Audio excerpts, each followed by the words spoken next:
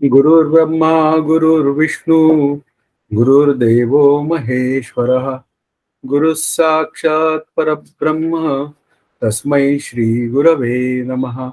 हरि ओम तत्सत.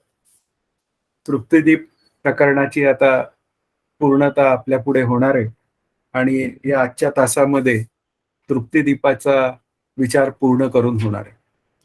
तृप्तिदीपाचा विचार करताना आपण नेहमी तो विचार केलाय की मला ती निरंकुश पदार्थ निरपेक्ष असलेली तृप्ती प्राप्त झाली पाहिजे आणि ती तृप्ती प्राप्त व्हायची असेल तर मला जीवनमुक्तीशिवाय पर्याय नाहीये, हाही विचार बऱ्याच वेळा करून झालेला आहे.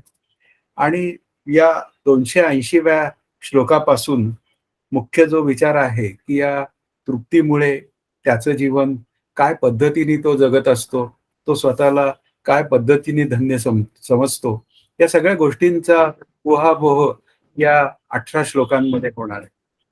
281वा श्लोक असं सांगतोय, ज्याने साधन काळात अनेक भ्रांतिरूप कार्यांनी प्रगट झालेल्या अविद्येशी मोठ्या नेटाने झगडा दिला व तिला बोधाने जिंकले, तो भक्कम बोध कसा जिंकला जाईल. त्या तृप्तिदीपाचा विचार करताना साधन काळामध्ये या वरील रूपकाला बळकटी द्यायची आहे की पाशुपातास्त्राने जो मरत नाही तो जवळून बाण गेला तर कसा मरेल, त्याचं अधिक स्पष्टीकरण या 281व्या श्लोकात होत आहे. म्हणून ज्याने साधन काळात भ्रांतीला दूर करण्यासाठी खूप मोठे कष्ट घेतलेले असतात, कारण त्या भ्रांती अनंत जन्मांपासून आपल्यावर लादलेल्या गेलेल्या असतात, म्हणजे आपणच लादून घेतलेल्या असतात. आणि त्या भ्रांतीतनं निवृत्त होण्यासाठी जेव्हा साधन करायची वेळ येते तेव्हा मात्र त्या प्रवाहाविरुद्ध आपल्याला पोहावं लागतं आणि प्रवाहाविरुद्ध पोहताना खूप काही मोठी शक्ती खर्च होते.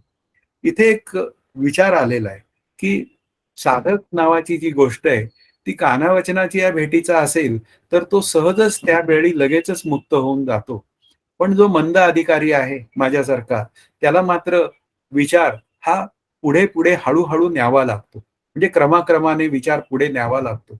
आता या क्रमाक्रमाने शब्दाचा अर्थ असा: निष्काम कर्मोपासना, विवेक वैराग्य समाधी षटक, तत्त्वं पदार्थ शोधन आणि मध्ये श्रवण मनन निदिध्यासन, अशा क्रमाने त्याला व्यवहार म्हणजे त्या ज्ञानरूपतेकडे जाण्याचा विचार हा पूर्ण करावा लागतो.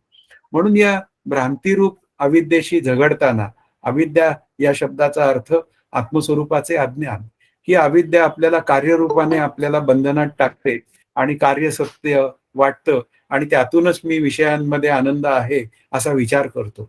पण हा तृप्तिदीप असं सांगतोय की पदार्थ निरपेक्ष तृप्ती ही आपल्या अभ्यासासाठी खूप महत्वाची आहे. ही कोणत्याही व्यक्तीवर, वस्तूंवर आणि परिस्थितीवर अवलंबून नसलेली जी तृप्ती आहे ती निरंकुश तृप्ती आहे. ते माझं स्वरूप आहे आणि ती तृप्ती प्राप्त करून घेण्यासाठी हा साधक नावाची जी गोष्ट आहे ती मात्र नेटाने झगडत असते. आणि अशी नेटाने आणि यत्न तो देव जाणावा, जपी ललाट रेषा पालटेना, अशा पद्धतीने तो यत्नाला देव मानतो आणि त्या अविद्येच्या निवृत्तीसाठी, अज्ञानाच्या निवृत्तीसाठी तो खूप मोठा झगडा देतो. आणि त्या झगडा दिल्यानंतर जेव्हा तो दृढ अपरोक्षत्वाने अज्ञानाची निवृत्ती होऊन बोध स्वरूपाला प्राप्त होतो, तेव्हा तो झालेला बोध जो असतो तो पक्का असतो. दृढ म्हणजे पक्का असतो, साक्षात असतो, अपरोक्ष म्हणजे साक्षात असतो आणि अपरिवर्तनीय म्हणजे ज्याच्यामध्ये कधी बदल होत नाही असा असतो. आणि मग असा बोधरूप झालेला जो जीव आहे त्याला त्या अविद्येकडनं तो कसा काय जिंकला जाईल. म्हणजे जो ज्ञानरूप झालेला आहे त्याच्या अंतःकरणातील अविद्या हा विषयच संपून गेलेला असतो. अविद्येचा नाश, जेथ अविद्या नाश हे स्थळ, मोक्षपदा नये फळ. म्हणून इथे अविद्या नाश म्हणजे त्या अविद्येचं बाधित होणं हेच खरं आपल्या जीवनमुक्तीचं लक्षण आहे. आणि ती जीवनमुक्ती मला प्राप्त झाल्यानंतर मग मी अविद्येनी बांधलो गेलो, म्हणजे हस्त बांधीजे उर्णतंते, असं समर्थांनी उत्तर दिलंय की त्या हत्तीला कोळ्याच्या जाळ्याने बांधलेलं आहे असं जे काय वाटणं होतं ते निघून गेलेलं असतं. म्हणजे बंधन दूर झालेलं असतं आणि त्या साधकाला म्हणजे तो सिद्ध झालेल्या व्यक्तीला बंधन काही आत्मयाला मानू नये अशा पद्धतीने त्याला आत्मज्ञान झालेलं असतं आणि बोध तो भक्कम असतो. आता भक्कम शब्दामध्ये दृढ, अपरोक्ष, अपरिवर्तनीय हे 3 शब्द आहेत आणि अशा भक्कम बोधापुढे या अविद्येचं काही चालत नाही, हा मुख्य विचार या श्लोकातनं सांगायचा आहे. आता 282वा श्लोक जो आहे तो असं सांगतोय, जिंकून मारलेल्यांची प्रेते भोवताली पडलेली दिसणे हे योद्ध्याला भूषणास्पद आहे. कारण युद्ध तर जिंकलेलं आहे आणि इतस्ततः सगळी प्रेतं पडलेली आहेत, हे त्याच्या शूरतेचं लक्षण आहे. आणि हे त्याच्या शूरतेचं लक्षण जेव्हा आपल्या पुढे येतं, तेव्हा आपण म्हणतो की ही व्यक्ती अत्यंत सिंहासारखी शूर आहे. म्हणून 282वा श्लोक सांगतोय, बोधाने मारलेली अज्ञान व त्याच्या कार्याची प्रेते खुशाल पडो देत, पडून राहोत. बोध नावाच्या चक्रवर्ती सम्राटाला त्यांची भीती नाही, उलट त्यामुळे त्याची कीर्तीच वाढते. म्हणून इथे बोधाने मारलेली अज्ञान व त्याच्या कार्याची प्रेते खुशाल पडो. आता बोधाने काय केलं तर त्या अज्ञानाची निवृत्ती केली. अज्ञान मारलं या शब्दाचा अर्थ अज्ञानाची निवृत्ती केली. आणि प्रेत नावाची जी गोष्ट आहे ते कार्यरूपाने भासणारं जगत आणि त्या कार्यरूपाने भासणाऱ्या जगतातील सर्व उपाध्या म्हणजे सर्व काही म्हणूया पदार्थ, ते पदार्थ पूर्वी माझ्या म्हणूया आवडीचा विषय होते. पूर्वी मला ते सगळं सत्यत्वानी वाटत होतं आणि आता मात्र आत्मस्वरूपाशी ऐक्यता प्राप्त झाल्यानंतर मात्र ही जी काय या जगातील सगळे पदार्थ वगैरे आहेत ते मला जसेच्या तसेच दिसत राहतात. पण ते सगळे पदार्थ प्रेतवत होतात. या प्रेतवत होतात या शब्दाचा अर्थ असा आहे की पूर्वी मला जे माझ्या अंतःकरणाला वाटत होतं की या पदार्थांमध्ये माझी अंतःकरण वृत्ती अडकून मी त्यांच्यामुळे बंधनात सापडण्याचा प्रसंग सारखा आपल्या पुढे येत होता. पण वैराग्य नावाच्या गोष्टीमुळे आणि त्या आनंदरूपतेच्या प्राप्तीमुळे आता मात्र ते सगळे पदार्थ माझ्या पुढे आले तरी सुद्धा मला काही त्याची चिंता पडत नाहीत. ते पदार्थ असू देत नाही तर नसू देत. मी मात्र बोधरूप झाल्यामुळे मला आता काही अडचण येत नाहीये. मी अत्यंत आनंदात आहे. अशा पद्धतीने त्या अत्यंत आनंदरूप झालेल्या व्यक्तीला त्या चक्रवर्ती सम्राटाची उपमा दिलेली आहे की त्या चक्रवर्ती सम्राटाला कोणाची आणि कशाचीच भीती नसते, कारण त्या जगावर त्याचं राज्य असतं. आणि असं जगावर त्याचं राज्य असल्यामुळे त्याला कोणाची आणि कशाचीही काळजी नसते. तसंच काहीसा हा त्या जगावरच राज्य करत असतो, जणू काही हा त्यातला भाव आहे. कारण वास्तवात त्याच्या दृष्टीने जगत हे वेगळेपणाने नसतं, पण आपण कल्पित रूपाने उपाधी रूपाने भासणारं जगत हे त्याला बोधरूप झालेलं असलं तरी व्यवहार करण्यापुरतं त्याच्या पुढे ते वेगळं असतंच. पण तरी सुद्धा त्या 2% बाधितानुवृत्तीमध्ये तो व्यवहार करताना त्याच्या अंतःकरणामध्ये कुठेही भीती नसते. तो व्यवहार अत्यंत निधड्या छातीने सहज करत असतो. प्रत्येक ठिकाणी त्याची वृत्ती ही उत्तर शोधत असते आणि उत्तर शोधत असल्यामुळे त्याला विचाराला येणाऱ्या लोकांना तो सहज त्यांच्या प्रश्नांची उत्तरं देतो. आणि त्या प्रश्नांची उत्तरं देताना तो परफेक्टली त्या प्रश्नांचा नेमकेपणा जाणलेला असतो त्यांनी आणि त्याची उत्तरं देतो आणि त्यामुळे तो सर्वांमध्ये कीर्तिमान होतो. मोक्षश्रेया अलंकृत. आणि ती समर्थांची ओवी फार सुंदर आहे. ऐसे हे संत श्रीमंत जीवदरिद्री असंख्यात नृपती केलं. म्हणजे हे माझे श्री गुरु, ते मला दरिद्री मी असतो त्या अज्ञानाने दरिद्र झालेला असतो त्यातून माझी सुटका करतात आणि ते मला राजा करतात. आणि ते कुठल्याही देशाचा राजा नाही तर संपूर्ण सृष्टीचा राजा, की ज्याच्या सत्तेवर ही सृष्टी भासते त्या स्वरूपालाच मी जाणून घेतलेलं असतं.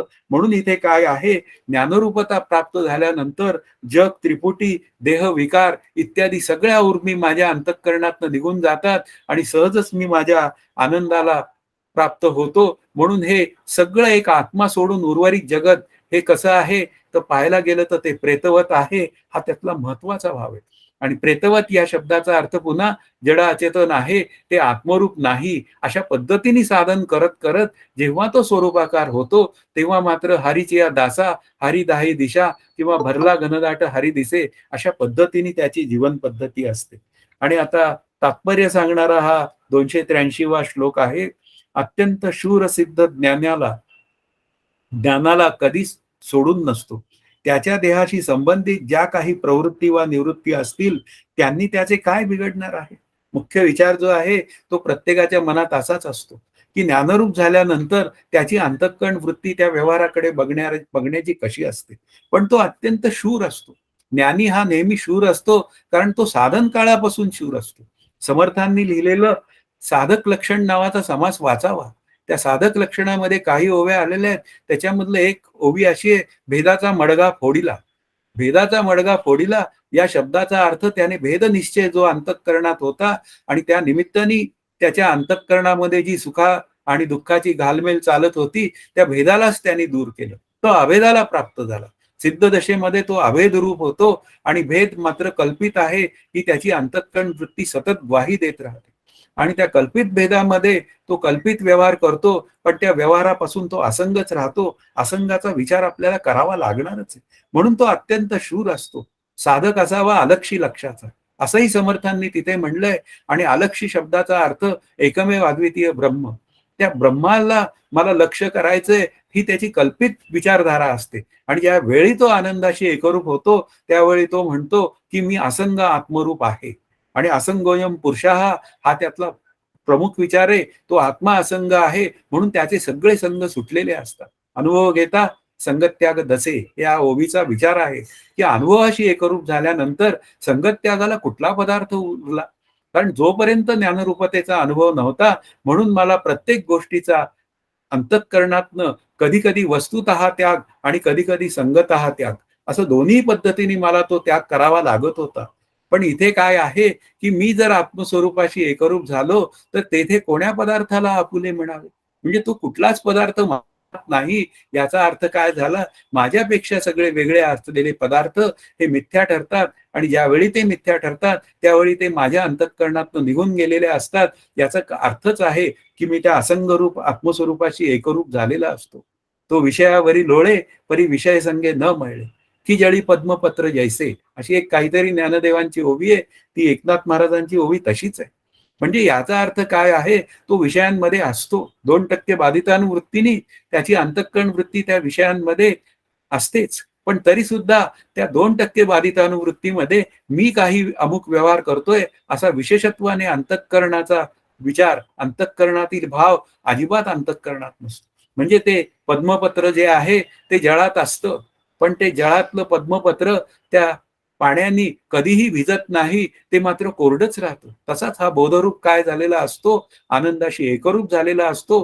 तो तृप्त असतो आणि त्या तृप्तीमधनं त्याच्या बोधाला कुठेही मैलपणा लागत नाही. म्हणजे मैलता म्हणजे म्हणूया की त्याला कुठलाही दोष लागत नाही.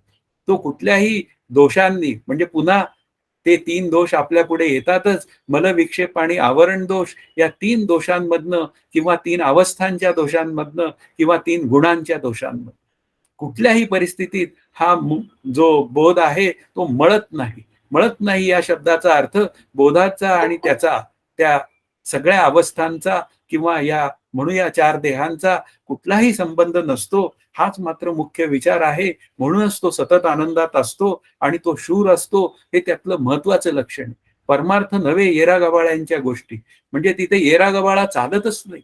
परमार्थ करायचा असेल ना, तर तो अत्यंत धीटपणे करावा लागतो. आणि धीटपणे करायचा असेल तर तेवढीच अंतःकरण वृत्ती शूर असावी लागते. आणि ती शूर अंतःकरण वृत्ती परमार्थ करू शकते. म्हणून भित्रट लोक कधीही परमार्थ करू शकत नाहीत. त्यासाठी साधक हा नेहमी भक्कम असावा लागतो. शरीरानी नव्हे तर अंतःकरणाने सुद्धा भक्कम असावा लागतो. अदरवाईज नुसत्याच्या स्थूल शरीराचा विचार आपल्या अंतःकरणात येईल. पुढे 284वा श्लोक असं म्हणतोय, पण अज्ञानाला मात्र प्रवृत्ती हवीच. आता इथे प्रवृत्ती शब्दाचा अर्थ प्रयत्न असा आहे. ज्ञान न झालेल्याने प्रवृत्तीचा आग्रह धरणे सर्वथा योग्यच आहे. कारण माणसाने स्वर्ग व मोक्षासाठी प्रयत्न प्रवृत्ती केलीच पाहिजे. आता ज्याला ज्ञानरूपता आलेली नाही, त्यांनी मात्र या दोन्ही ठिकाणी विचार करावा लागेल. एक तर स्वर्गात जायचा विचार केला पाहिजे, नाहीतर एक मोक्षरूप होण्याचा विचार केला पाहिजे. पण त्यातूनही निवड आहे. साधक नावाची जी व्यक्ती असते ना, ती अत्यंत निवडीला हुशार असते. काय निवडायचंय हा त्यातला भाग आपल्याला कळला पाहिजे. त्या ज्ञानदेवांनी याच्यामध्ये हरिपाठामध्ये म्हणलंय, साईशास्त्र निवडी हा त्यातला भाग आहे. त्या साईशास्त्रात तो निवड करतो. त्या आत्मस्वरूपाकडे जाणाऱ्या शास्त्राची तो निवड करतो. म्हणून माझे श्री गुरु एकदा म्हणाले होते की साईशास्त्र चिवडी नाहीये. मुख्य मुद्दा काय आहे की ते साईशास्त्र निवडी आणि त्यातला तो उत्तर मीमांसेचा विचार आहे, तो त्याच्या अंतःकरणात पक्का असतो. म्हणून इथे नरदेह हा जो जेव्हा मला प्राप्त होतो, तेव्हा तो केवळ आनंदरूप होण्यासाठी आहे. नरदेह मोठे घबाड, परंतु पाहिजे जाड विवेक रचना. की नरदेह हे घबाड योग आहे. की आपण त्या कॅलेंडरमध्ये बऱ्याच वेळा पंचांगामध्ये घबाड योग बघतोय. आज आपल्या दिवसाला घबाड योग आहे काय? तसाच हा घबाड योग आहे, की मला नरदेह मिळालाय आणि आता नरदेह मिळाला असेल तर हे घबाड प्राप्त झाले, परंतु पाहिजे जाड विवेक रचना. जाड शब्दाचा अर्थ प्रगल्भ. अशी जर का माझी प्रगल्भ विवेक रचना असेल, जगत मिथ्या ब्रह्म सत्य, तर मग ती मला आनंदाकडे घेऊन जाण्यासाठी ही विचारधारा खूप उपयोगी पडते. म्हणून इथे काय आहे, नरजन्म मला प्राप्त झाला असेल तर मग मी माझा नरजन्म हा आत्मस्वरूपाच्या प्राप्तीसाठी हा मी वापरला पाहिजे. आणि इथे मात्र दोन्ही ठिकाणी मात्र काय आहे, तो विवेक करावा लागेल, की मला स्वर्गात जायचंय का मला मोक्षरूप व्हायचंय. कारण स्वर्गात जाणं कसं आहे, की तिथं गेलं जातं आणि तिथून पुन्हा तिथलं काही पुण्याचं अकाउंट संपलं की पुन्हा मला या पृथ्वी तलावर यावं लागतं.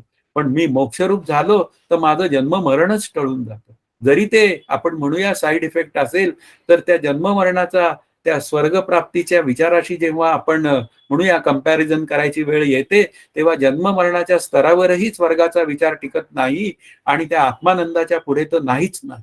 अशा पद्धतीने आत्मानंदाचा जो विचार आहे तो खूप महत्वाचा आहे आणि तो केला जातो. म्हणून इथे प्रवृत्ती आणि निवृत्ती या दोन्हींचाही विचार करावा लागतो.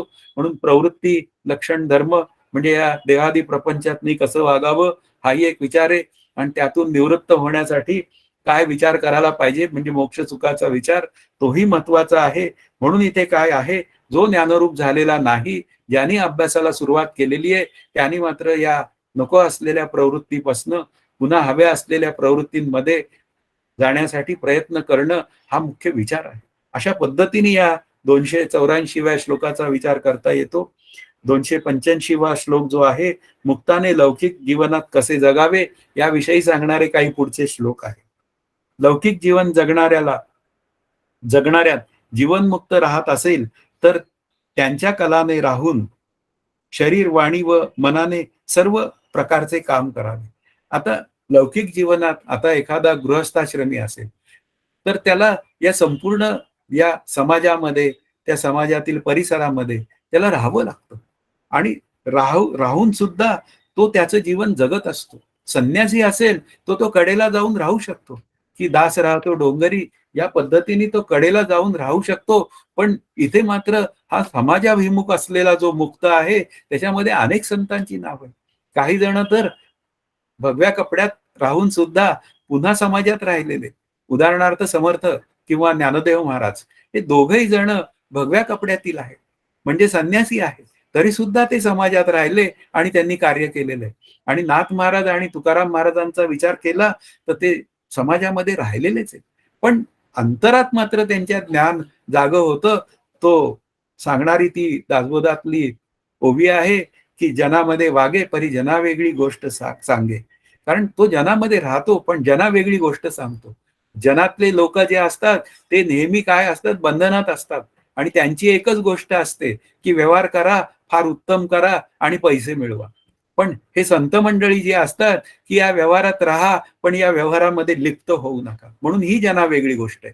आणि लिप्त न होता आनंदाशी एकरूप व्हा.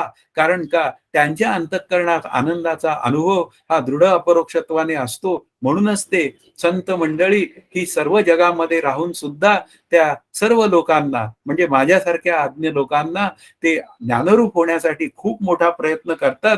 ते आपापला व्यवसाय तर सांभाळतात आणि व्यवसाय कसा सांभाळायचा हेही शिक्षण देतात. मी कसं वागावं हेही शिक्षण देतात. आम्ही आमच्या श्रीगुरूंकडे खूप काही शिकलो. कितीतरी गोष्टी शिकलो की त्यांनी वागून दाखवलेल्या होत्या. अशा पद्धतीने वागायचं कसं असं त्यांनी कधी सांगितलं नाही. पण कसं वागायचं याचं प्रात्यक्षिक आमच्या समोर दिलं. असेच हे संत असतात की ते प्रात्यक्षिक आपल्या समोर देतात आणि पुन्हा म्हणत नाहीत की बघा मी कसा किती छान वागतो. असं कुठेही ते बोलत नाहीत. पण ते वागवूनच जातात, वागवूनच दाखवतात आणि स्वतःच्या आत्मस्थितीला कुठेही धक्का लागू देत नाही. सहज ते त्याच्या आनंदात राहतात.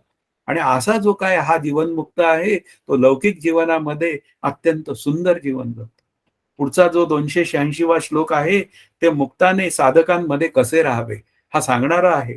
जीवनमुक्त प्रामाणिक साधकांमध्ये राहील तर त्यांना ज्ञान होण्यासाठी कर्माचे सर्व दोष दाखवून स्वतःही त्या दोषांचा त्याग करावा.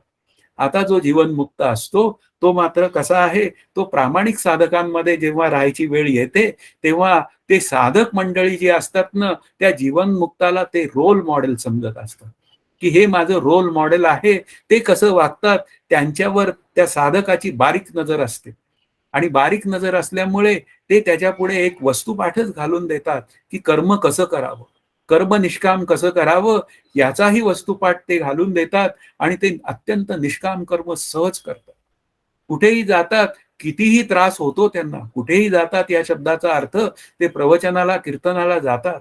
तिथे कितीतरी त्यांना त्रास सोसावे लागतात, पण कुठल्याही परिस्थितीत मला त्रास झाला अशी भूमिका त्यांच्या अंतःकरणात कधी नसते आणि ते बाहेर बोलूनही दाखवत नाही. कितीही त्रास झाला तरी माझ्या श्री गुरूंनी आलेल्या फोनला अत्यंत प्रामाणिकपणे उत्तरं दिलेली आहेत. आणि प्रत्येकाचं तिथे म्हणूया समाधान करण्याचा प्रयत्न केलेला आहे. म्हणून इथे काय आहे, माझ्या कर्मातील दोष, माझ्या कर्मातील जे दोष असतात, की बाबा रे इथे इथे तुला सांभाळावं लागेल आणि ते जर का सांभाळलं नाही तर तो दोष मात्र तुला सहन करावा लागेल. मी मागे सुद्धा एकदा त्यांना भेटलो होतो. मला मागे खूप काही एक 15-20 वर्षापूर्वी प्रवचन करायची एक संधी प्राप्त झाली होती. ती बलबीम मंदिरात होती. आणि बलबीम मंदिरात प्रवचनाची एक संधी प्राप्त झाल्यानंतर माझा स्वभाव असा आहे, की काही गोष्टी या श्री गुरूंना विचारल्याशिवाय करायच्या नसतात. म्हणून मी विचारलं त्यांना, की बलबीम मंदिरात मला सांगायला प्रवचन सांगायला एक कॉल आलेला आहे, तर मी काय करू? तर त्यावेळी ते म्हणाले, "बलबीम मंदिरात अजिबात जायचं नाही. कारण तिथे सर्व स्त्रियाच असतात." म्हणजे साधक नावाच्या व्यक्तीला कसा सांभाळायचा हे त्या श्री गुरूंना माहिती असतं. त्या संतांना माहिती असतं. त्या जीवनमुक्ताला माहिती असतं आणि तो त्याला सांभाळतो आणि त्याला तिथे रोखतो आणि रोखल्यावर त्यांनी मात्र ऐकलं पाहिजे, हा त्या साधकाचा महत्वाचा भाग आहे. म्हणून इथे काय आहे, की त्या दोषांचा जो त्याग आहे, तो त्याला समजावून सांगतात, की हे दोष जर तू तसे केले, तर तुला मात्र त्या दोषांमुळे हानी तयार होईल. तुझी अंतःकरण वृत्ती म्हणजे साधकाला सांगताना, म्हणजे मला सांगताना श्री गुरु मुक्त सांगतात, की "बाबा रे, तुला असं-असं वागावं लागेल. निष्काम कर्मोपासना करावी लागेल, चित्तातील चंचलता घालवावी लागेल आणि त्या श्रवण मननादिकांचा अभ्यास करावा लागेल." म्हणून मी एकदा म्हणालो होतो, हाही विचार मला सतत सांगावासा वाटतो, की तुम्ही सतत अभ्यास करत असता. त्यावेळी ते म्हणाले होते, "मी जर अभ्यास केला नाही, तर माझ्यापुढे असणारे साधक कसे अभ्यास करतील?" म्हणून त्यांनीही स्वतः आमच्यासाठी वास्तवात अभ्यास सगळा पूर्ण झालेला असताना सुद्धा त्यांनी स्वतः आमच्यापुढे ते अभ्यासाचं प्रात्यक्षिक करून दाखवलं. नुसतं नाटक केलं नाही, तर प्रत्यक्ष अभ्यास कसा करायचा असतो हे आम्हाला समजावून सांगितलं आणि समजावून सांगून त्यांनी आमच्याकडनं अभ्यासही करून घेतला. म्हणून इथे काय आहे, की हे जे काय श्री गुरु संत यासारखे मंडळी असतात, ते बद्धांमध्ये जातात. बद्धांमध्ये ते बोलणी वागणी करतात, पण अज्ञजन जे असतात, ते मात्र त्यांच्याबद्दल बोलतात, "हे आणि आम्ही काही वेगळेच दिसत नाही." जेवणाच्या पंक्तीला दोघंही शेजारीच बसतात, पण एक मात्र काय आहे, अज्ञानी नावाचा जीवन जगणारा जो प्राणी असतो मनुष्य, तो मात्र जेवण कशा पद्धतीने जेवतो, आसक्त सहित जेवतो. पण हा मात्र अनासक्त वृत्तीने सर्व पदार्थ जेवण हे ते पर्याप्त पद्धतीने करतो. याची प्रत्येक कृती पर्याप्त असते या जीवनमुक्ताची आणि ती पर्याप्त कृती आपल्या पुढे हा आपल्या जीवनात चेंज होण्यासाठी म्हणजे बदल होण्यासाठी ज्ञानरूपतेकडे तो बदल जाण्यासाठी मोठी एक उपलब्धी असते. हा विचार आपल्याला करावा लागतो. म्हणून इथे काय आहे, ते अनेक प्रकारे त्या भक्तीची सगळी म्हणूया पैलू हे आपल्यापुढे दाखवतात आणि ते दाखवल्यामुळे त्याच्या त्या साधकांपुढे एक मोठा वस्तुपाठ तयार होतो आणि त्यामुळे तो साधक सुद्धा अत्यंत चतुर होऊन तो अभ्यासपूर्वक प्रत्येक वेळी तो त्या श्री गुरूंपुढे स्वतःला उपलब्ध करतो आणि तो श्री गुरूंशी चर्चा सुद्धा याच पद्धतीने करतो. म्हणून इथे काय आहे, ज्ञान होण्यासाठी सर्व कर्माचे दोष दाखवून स्वतःही त्या दोषांचा त्याग करावा, अशा पद्धतीने स्वतःही ते दोषात सापडत नाहीत आणि दुसऱ्यालाही न सापडण्यासाठी प्रत्येक वेळी ते त्याचा म्हणूया ते ज्ञान प्राप्त करून देतात. हा त्यातला महत्वाचा भाग आहे. आता 287 वा जो श्लोक आहे, अशा अनेक निष्ठांचे कारण तान्ह्या मुलाचा पिता जसा त्याच्या कलाने सर्व काही करतो, त्याप्रमाणे ज्ञानी अज्ञानाच्या कलाने वागतो. लक्षात घ्या, तो जो ज्ञानी असतो ना मुक्त झालेला, तो समजून घ्यायचा विचार आहे. की एखादी व्यक्ती येते आणि प्रश्न विचारते. मी अगदी स्पष्ट माझं उदाहरण देतो, की मी जेव्हा माझ्या श्रीगुरूंकडे जायचो, त्यावेळी मी त्यांना काही प्रश्न विचारायचो आणि प्रश्न विचारल्यानंतर ते मला असं कधी म्हणाले नाही, "तुला काही कळत नाही." असं काही म्हणाले नाही. पण ते बोलताना मात्र असं म्हणाले, की "तुला दासबोधाचा अभ्यास करावा लागेल आणि तो दासबोध तुला कळून घ्यावा लागेल." या दासबोध मला कळून घ्यावा लागेल, या शब्दामध्ये तुला दासबोध कळलेला नाही, ही भूमिका आहे तिथे. पण त्यांनी कधीही असं आम्हाला म्हटलं नाही दोघांना, की तुम्हाला हे कळत नाही. तुम्हाला हे कळून घ्यावं लागेल. अशा पद्धतीने ते आपल्यापुढे येतात. म्हणून हे ज्ञानी जी काय व्यक्ती आहे, जीवनमुक्त व्यक्ती आहे, ती कलाने शिकवते. कलाने शिकवते या शब्दाचा अर्थ त्याच्या अधिकाराचा विचार आहे. त्या प्रत्येकाच्या अधिकाराचा विचार बघते आणि त्या अधिकारानुरूप त्याला साधन देते. जेव्हा एखादी व्यक्ती अत्यंत 60-70ला आलेली असते, तेव्हा मात्र त्या व्यक्तीला ते म्हणतात, की आता तुम्हाला नाम घ्यायला पाहिजे. नामस्मरणाने बुद्धी अत्यंत शार्प होते. तुम्ही नामस्मरण घ्या. मग ती 60 झालेली जी काय नामस्मरण करते आणि त्या नामस्मरणाच्या निमित्ताने त्याची बुद्धीही शार्प होते. आणि हळू-हळू त्यालाही काही प्रमाणात कळायला लागतं. पण खरा परमार्थ जर करायचा असेल, तर तो 30शी-35शीत सुरू झाला पाहिजे. त्यावेळी सगळं काही प्रयत्न वगैरे देहादी प्रपंचातले संपलेले असतात आणि मग त्याला त्या देहादी प्रपंचाचं काय म्हणूया, ते सारखे टक्के टोणपे खाऊन त्याला त्याचा जो विचार जो आहे, त्याविषयी त्याला थोडासा तिरस्कारही निर्माण झालेला असतो. पण 60-70ला जेव्हा एखादी व्यक्ती समोर येते, तेव्हा त्यांना सांगतात, "आता तुम्ही नाम घ्या. नामस्मरणाने तुमचं बरचसं काही त्यांनी सिद्ध होईल." आणि अशा पद्धतीने प्रत्येकाला त्याच्या अधिकारानुरूप ते साधन देतात. म्हणून हा ज्ञानी जो व्यक्ती आहे, तो अत्यंत समजूतदार असतो. त्याच्या व्यावहारिक सत्तेतले प्रश्न सुद्धा लोकं विचारतात. मग तो म्हणत नाही, "मला तुम्ही व्यावहारिक सत्तेतले प्रश्न विचारू नका." पण एखादी व्यक्ती त्यांना माहिती असते, की याचा व्यावहारिक सत्तेतला अत्यंत मोठा प्रॉब्लेम आहे आणि त्यातून त्याची सुटका होण्यासाठी ते सहज सोपा उपाय देतात आणि उपाय दिल्यावर तो त्यातनं बाहेर पडतो आणि अभ्यासाला लागू पण शकतो. फक्त मी साधक या दृष्टीने पुन्हा माझ्या व्यवहारातलं चांगलं झालं, पुन्हा मी त्या व्यवहारातच पुन्हा लोळत बसलो, ही भूमिका माझी नसली पाहिजे.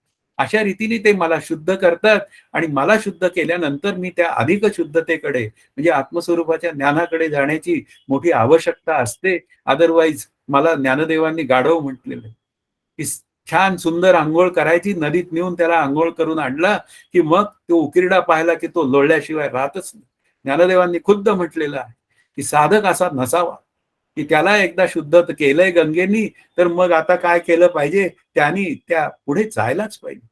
मी जर लोळलो, तर मग मी गाढव ठरतो आणि मी जर नाही लोळलो, तर मी आनंदाकडे निघून जातो. पण तरी सुद्धा लोळलो तरी सुद्धा काय म्हणतात, "बाबा रे, आता तू काय कर.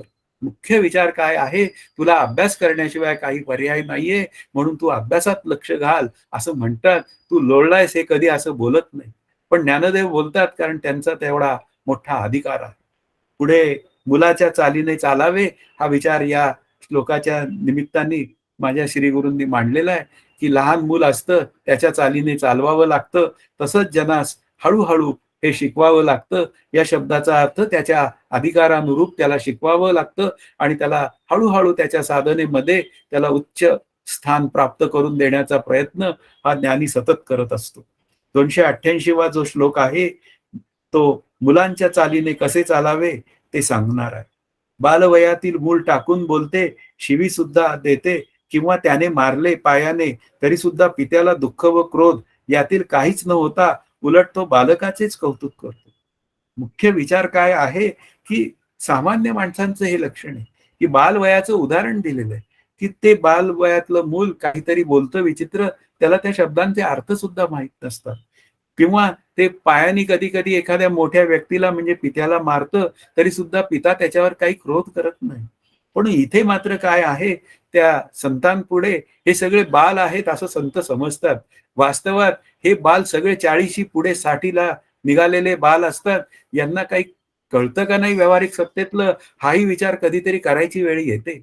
पण संत मंडळी जी असतात, ती कधीही त्यांना कुठेही, कधीही, कधी त्रासदायक वर्तन किंवा बोलणं करत नाही.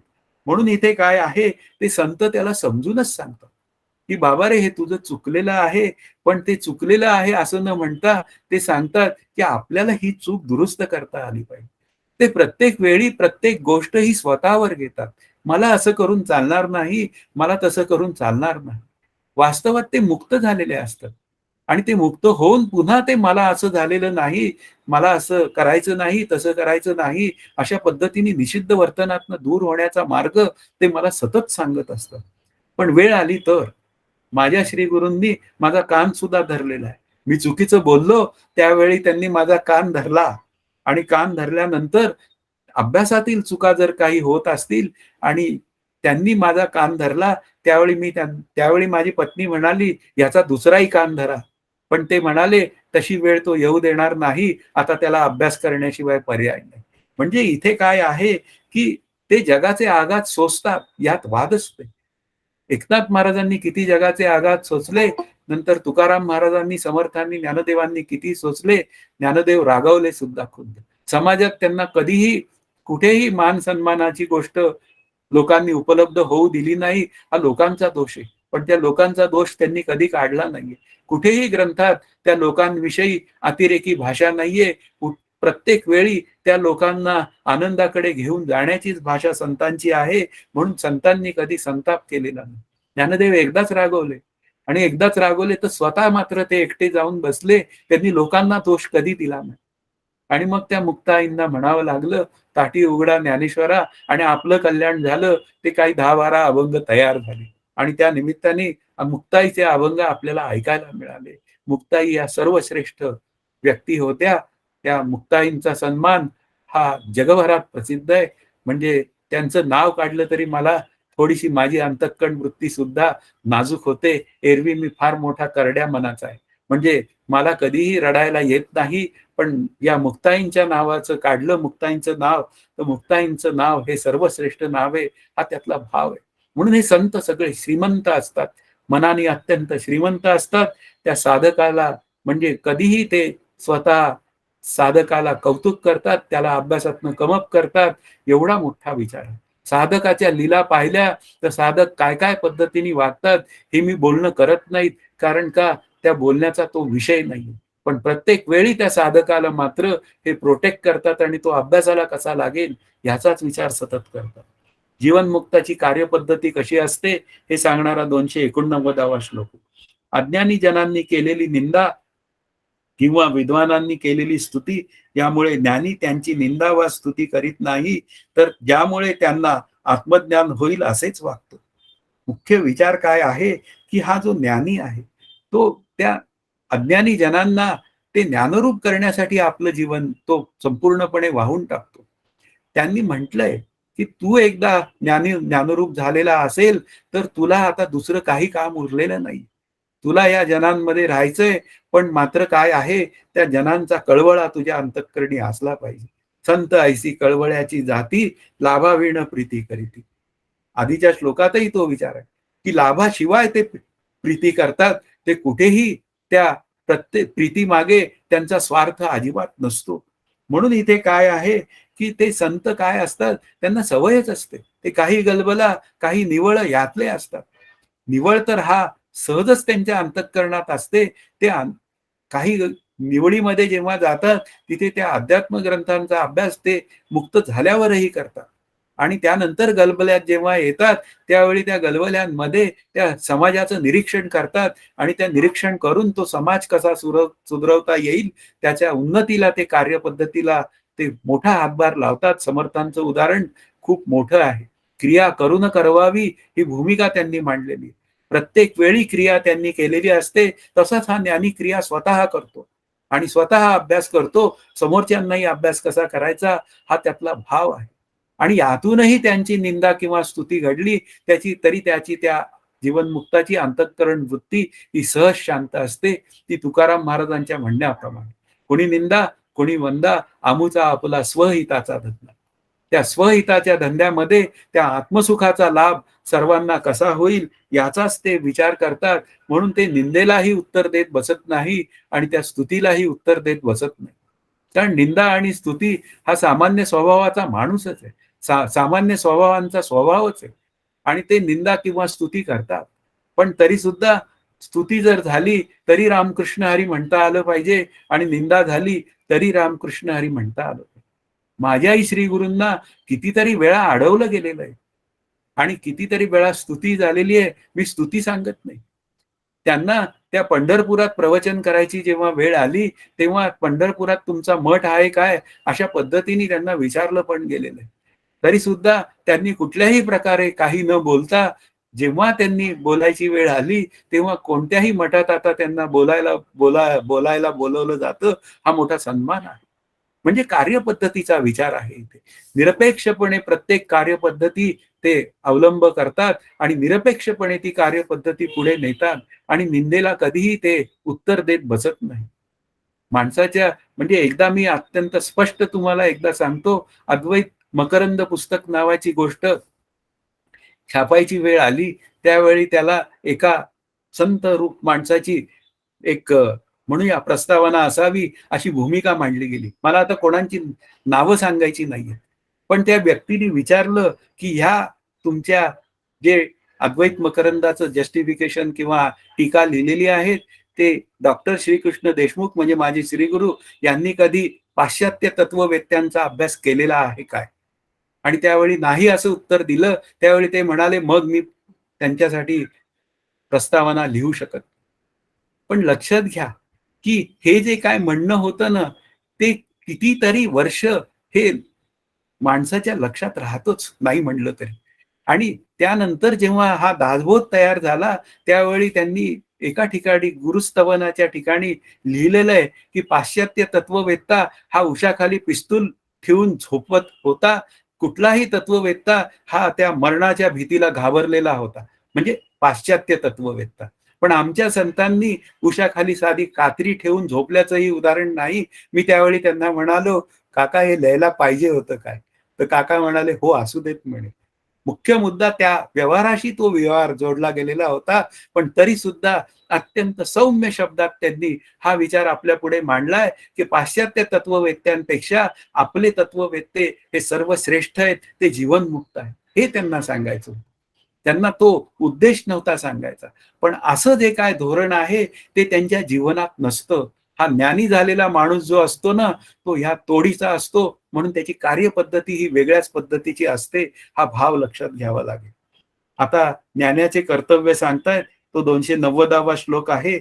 हा अज्ञानी या जन्मात ज्या असंग वागण्याने तत्वज्ञ होईल, तसेच ज्ञानाने अवश्य वागावे. अज्ञानाला ज्ञानी करण्याशिवाय त्याला या जगात कर्तव्य नाही.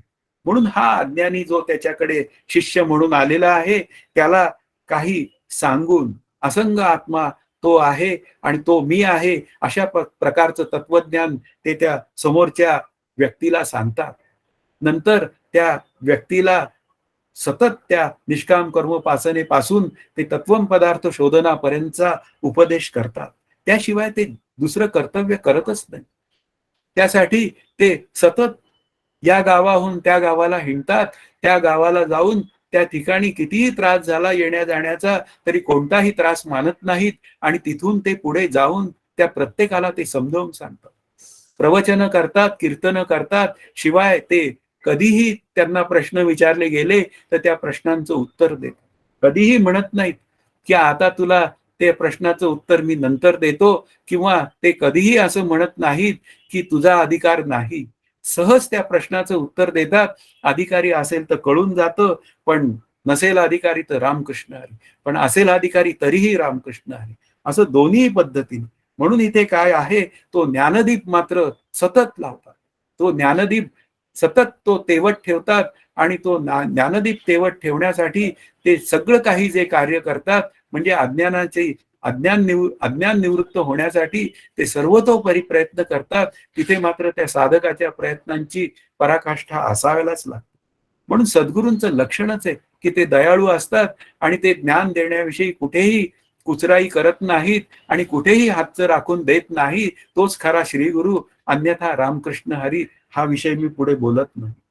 पुढे आता सारांश पद्धतीने बोलण्याची व्यवस्था ही 291व्या श्लोकात सांगितलेली आहे. कृतकृत्य झाल्याने तृप्त झालेला व जे मिळवायचे असते ते मिळवून तृप्त होणारा असे म्हणतो, की तो काय म्हणतो हा त्यातला भाग आहे. तो पुढच्या 292व्या श्लोकाचा आहे, की ज्याच्याकडे ती तृप्ती सहज झालेली आहे आणि ती तृप्ती झाल्यामुळे तो सहजच शांत अंतःकरण वृत्तीने त्याचं जीवन जगत आहे. असा जो काही ज्ञानी आहे, त्याचं 292व्या श्लोकापासून बोलणं सुरू केलेलं आहे. आत्मरूप मी प्रत्यक्ष व सतत जाणतो, म्हणून मी धन्य आहे, धन्य आहे. मला आनंदरूप ब्रह्माचे तेच मी असे सतत भान आहे. मी धन्य आहे, मी धन्य आहे. मुख्य विचार काय आहे? तो स्वतः धन्य झालेला असतो. पण त्या धन्यतेच्या नावाने तो कधी पेढे वाटत हिंडत नाही. नाहीतर आम्ही काय होतो, पाव हळकुंडात पिवळे होतो आणि ती धन्यता मात्र त्या पेढ्याच्या स्वरूपात मात्र वाटत हिंडतो. वास्तवात मी किती प्रमाणात धन्य झालेलो आहे, हे माझं मलाच कळून घेण्याची आवश्यकता असते. इथे तर मात्र हा ज्ञानरूप झालेला असतो, त्याला काही या जगात मिळवावं असं काही उरलेलं नसतं. तुकाराम महाराज म्हणाले, "तुका म्हणे आता उरलो उपकारापुरता." म्हणजे किती उरलो मी आता? या आता माझं जीवन जे आहे, ते जे राहिलेलं जीवन आहे, ते 4 दिवसाचं जीवन खेळीमेळीने घालवणार आणि माझा विषय संपला. पण ते कुठल्याही संतांनी मी ज्ञानरूप झालोय, ही कुठेही तिथे टिमकी वाजवलेली नाही आणि मला तर मात्र थोडं काही झालं, की टिमकी वाजवल्याशिवाय जमत नाही.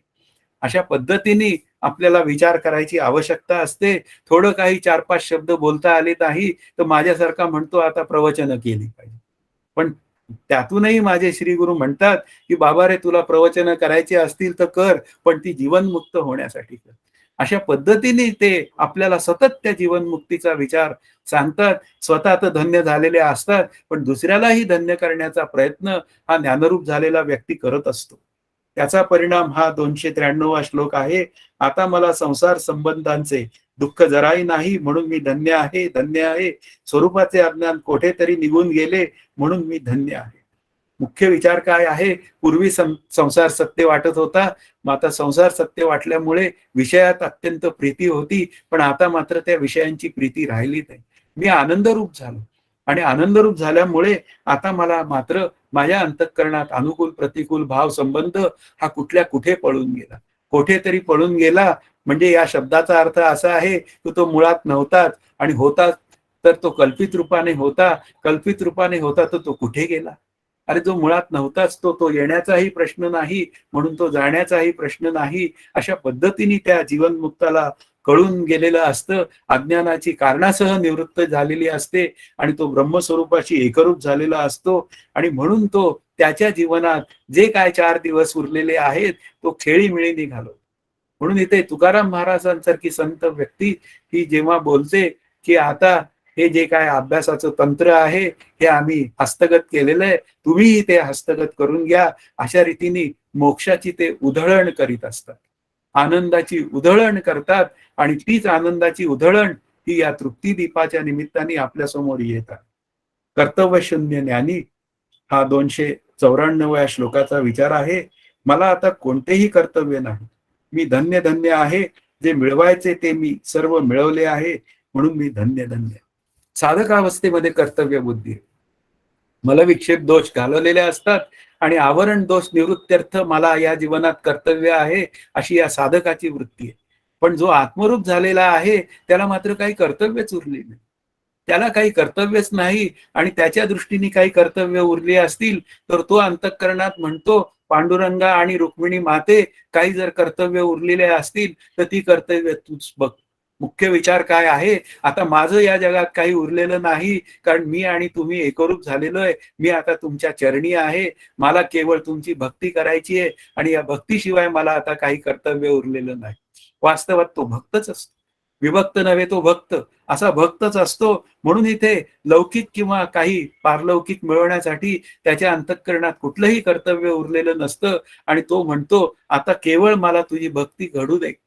तुझ्या भक्तीचा आनंद मला लुटू द्यायला तू मला सतत मदत कर. आणि असा जो भक्तीचा आनंद असतो, तो भक्तीचा आनंद तो सदैव लुटत असतो. तो त्याच्या प्रत्येक क्षणी, तो प्रत्येक आनंदाच्या क्षणी तो त्या भक्तीचा म्हणजे आनंदाचा, तृप्तीचा आनंद लुटत असतो. तो कृतार्थ झालेला असतो. असा ज्ञानी तो तृप्त असतो. ही या तृप्तिदीपाची भूमिका आहे. आता पुन्हा 295वा जो श्लोक आहे तो असं सांगतो, मी धन्य धन्य आहे.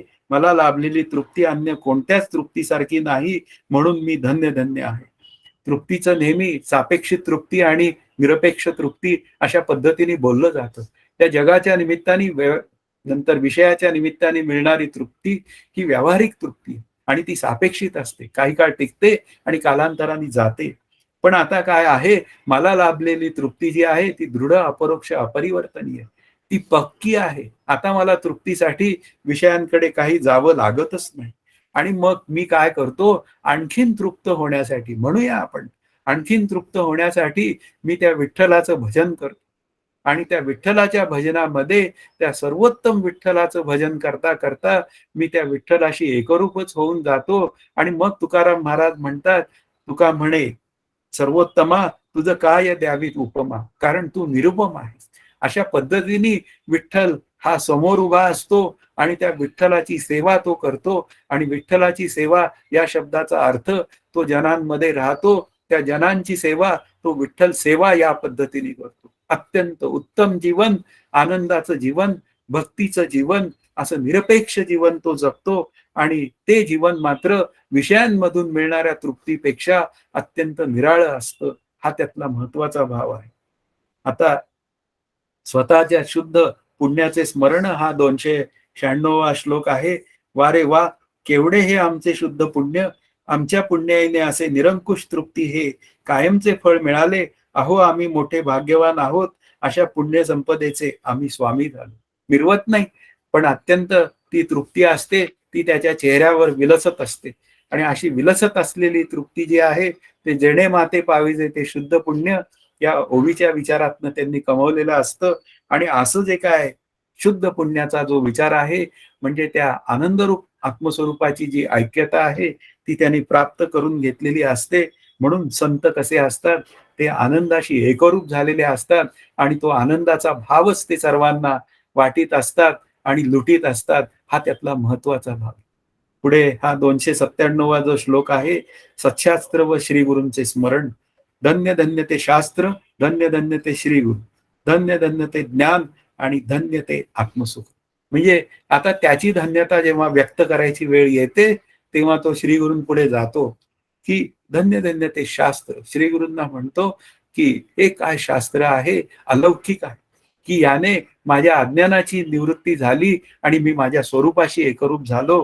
केवढं सत्शास्त्र आहे. पण त्याही पेक्षा तो श्री गुरूंना महत्व देतो आणि म्हणतो की तुमच्यामुळे माझं झालं. आमच्या अभ्यासाचा विचार जेव्हा करायची वेळ आली तेव्हा आम्ही श्री गुरूंना म्हणालो की काका, तुमच्यामुळे आज जे काय थोडा अभ्यास जमतो आहे तो तुमच्यामुळे जमतोय. त्यावेळी आमचे श्री गुरु चटकन म्हणाले की अरे तुम्ही अभ्यास केला म्हणून होत आहे. अशा पद्धतीने ते बोलले. पण मी त्यांना लगेच आम्ही दोघं म्हणालो की काका, असा जर अहंकार थोडा आमच्या अंतःकरणात निर्माण झाला तर आम्ही आमच्या मुक्तीपासून दूर राहू. म्हणून आमचा हा जो म्हणण्याचा विचार आहे की तुमच्यामुळे आम्हाला जे काय थोडं कळतं आहे त्याला केवळ तुम्ही कारण आहात, म्हणून आम्ही तुमच्या ऋणातच आयुष्यभर आहोत. तर तेही त्यावेळी म्हणाले, तुमचं म्हणणं असं असेल तर मीही माझ्या श्री गुरूंच्या ऋणात कायमचा आहे, असंही ते बोलून गेले. पण याचा अर्थ आपल्याला अभ्यास करण्याशिवाय पर्याय नाही हे जितकं खरं आहे, तितकंच अहंकार रहित होऊन अभ्यास करायचा असेल तर श्री गुरु माझ्याकडनं हा अभ्यास करून घेतात. म्हणून श्री गुरूंना धन्यता देणं म्हणजे त्यांच्यामुळे मी धन्य झालो ही भूमिका मांडणं हा मोठा एक विचार आहे. तो आपल्याला कळला पाहिजे. त्यांच्याच कृपेमुळे ही ज्ञानरूप स्थिती, ते आत्मज्ञान, या सर्व गोष्टी मला प्राप्त होतात. म्हणून तेच ते काय आहेत, एकमेव कारण आहेत. हा त्यातला महत्वाचा भाग आहे. म्हणून इथे श्री गुरूंशिवाय ज्ञानरूप होण्याला दुसरा कोणताही पर्याय नाही. ही गोष्ट या पंचदशीकारांनी पण मांडलेली आहे, सर्व संतांनी मांडलेली आहे. आजच्या अभ्यासातला म्हणजे या तृप्तिदीपाचं प्रकरणाची सांगता असलेला शेवटचा जो श्लोक आहे तो आपण श्री ग्रंथकर्ते श्री भारती तीर्थ या प्रकरणाचे उपसंहार पूर्वक फल सांगतात. त्यात शेवटी सुरुवात झालेली होती तृप्तिदीपाची, की ती तृप्ती म्हणजे काय आणि त्या तृप्तीचं फल काय आहे तो विचार सांगणारा हा 298वा श्लोक आहे. जे बुद्धिवान या तृप्तिदीपाचे यथार्थ अध्ययन करतात ते ब्रह्मानंदात अखंड डुंबत राहून सतत तृप्त राहतात. म्हणून जे बुद्धिवान, आता कोण बुद्धिवान, तर बुद्धी दे रघुनायका अशी सत्वगुणाची बुद्धी असलेला जो बुद्धिवान आहे. इथे व्यावहारिक सत्तेतला बुद्धिवान अशी भाषा नाही. इथे जो सत्वगुणाची कास धरून जो बुद्धिमान आहे, की ज्याला आत्मस्वरूपाशिवाय दुसरं काही कर्तव्य नाही, असा जो साधक जेव्हा सिद्ध होतो आणि त्या ब्रह्मानंदात तो डुंबत राहतो आणि त्या ब्रह्मानंदाशी तो एकरूप होऊन जातो आणि त्या ब्रह्मस्वरूपाच्या तलावात आपण जणू काही म्हणूया किंवा समुद्रात तो अखंड स्नान करीत राहतो आणि असा अखंड स्नान करणारा हा तृप्त आहे. आणि तृप्त असल्यामुळे त्याच्या अंतःकरणामध्ये बोलण्यासारखं काहीही उरलेलं नसतं. तो त्यामुळे बोलण्यात सुद्धा कमीच झालेला असतो. अत्यंत शुद्ध आणि नेमकं बोलणं एवढंच त्याच्या कर्तव्यात उरलेलं असतं. तो सतत त्या आनंदात मग्न राहण्याचाच विचार करत असतो.